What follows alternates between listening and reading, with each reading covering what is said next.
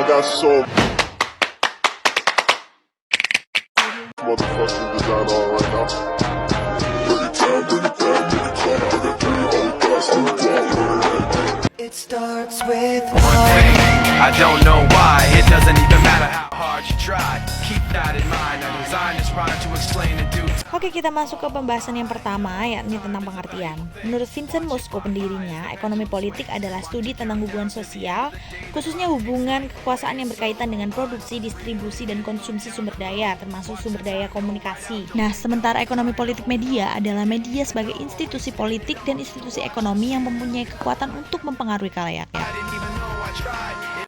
Jadi, politik ekonomi dan komunikasi terbentuk dari praktik-praktik pertukaran sosial yang hasilnya adalah ukuran atau tanda hubungan sosial dan kebiasaan yang dilakukan secara terus-menerus menjadi budaya melalui berbagai bentuk dari media cetak hingga media baru berbasis online. Nah, pendekatan ini terutama mendapat pengaruh dari teori Marxis yang demikian dalam perjalanannya telah berkembang berbagai varian pendekatan.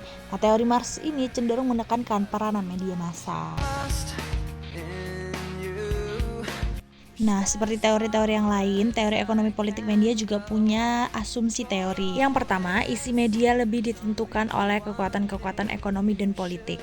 Yang kedua, faktor pemilik media, modal, dan pendapatan media lebih menentukan bagaimana wujud isi media. Dan yang ketiga, realitas industri media dikendalikan sejumlah pemilik modal yang terkonsentrasi mengarah ke oligopoli media dan monopoli kepemilikan media. Nah, teori ekonomi politik media ini ternyata memiliki 3 konsep di dalamnya, yakni ada komodifikasi, spasialisasi, dan strukturasi. Nah, 3 konsep ini ternyata menjadi yang paling penting di teori ini. Yuk kita simak penjelasannya.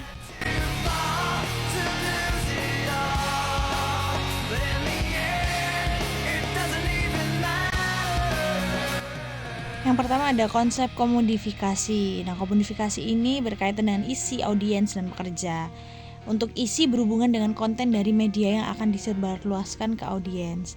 Kemudian audiens berhubungan dengan rating guna kepentingan pengiklanan. Sebagai contoh, kalau di pertelevisian itu namanya rating. Kemudian kalau di internet atau sosial media dinamakan dengan jumlah clickbait. Dan yang ketiga ada pekerja, yaitu berhubungan dengan bagaimana pekerja dimanfaatkan oleh pemangku kepentingan media. Sebagai contoh, kalau di aplikasi Gojek itu para pengemudi dan driver disebut sebagai mitra, yang pada awalnya mereka itu diberi banyak bonus sehingga mereka juga merasa diuntungkan.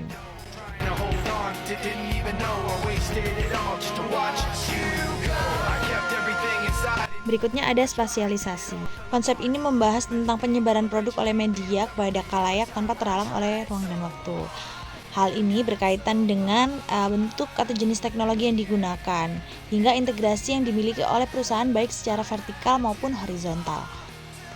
Nah, berikut ini penjelasan bagaimana jenis spasialisasi horizontal dan vertikal.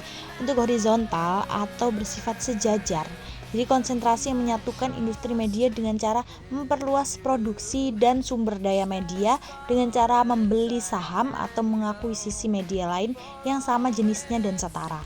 Nah, untuk jenis spasialisasi horizontal kita dapat mengambil contoh yakni Pak Haritano Sudibyo selaku pemilik MNC Group yang tadinya hanya sebagai pemilik RCTI, kemudian ia membeli saham dan mengakuisisi MNC TV yang tadinya adalah TPI serta Global TV dan akhirnya mengakuisisi mereka menjadi di bawah naungan MNC Group. Kemudian untuk jenis vertikal menggambarkan konsentrasi perusahaan-perusahaan dalam suatu lini bisnis yang memperluas kendali perusahaan atas proses produksi. Nah, untuk jenis vertikal ini kita dapat membuat contoh yakni semisal portal berita Kompas. Semisal Kompas memiliki channel TV Kompas. Kompas juga memiliki portal berita online Kompas.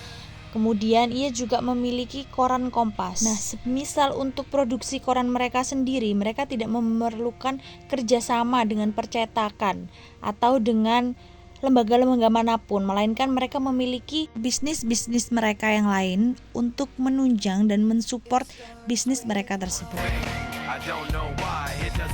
Selain memiliki jenisnya, spasialisasi juga punya tujuan.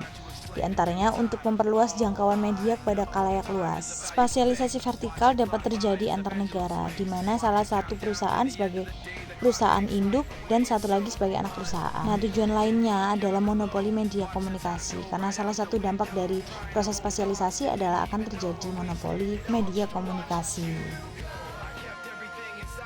Nah, yang terakhir ada strukturasi yang membahas tentang agen sebagai pembentuk suatu struktur dan struktur membentuk agen, sehingga menimbulkan terjadinya proses produksi dan reproduksi yang saling mempengaruhi satu dengan yang lainnya. Jadi di dalamnya terjadi proses sosial antar agen untuk saling menukarkan idenya, dan terjadi interaksi antara struktur dan agen sosial yang dinamis dan saling mempengaruhi antara satu dengan yang lainnya. Berikut adalah pengaplikasian teori ekonomi politik media pada penelitian.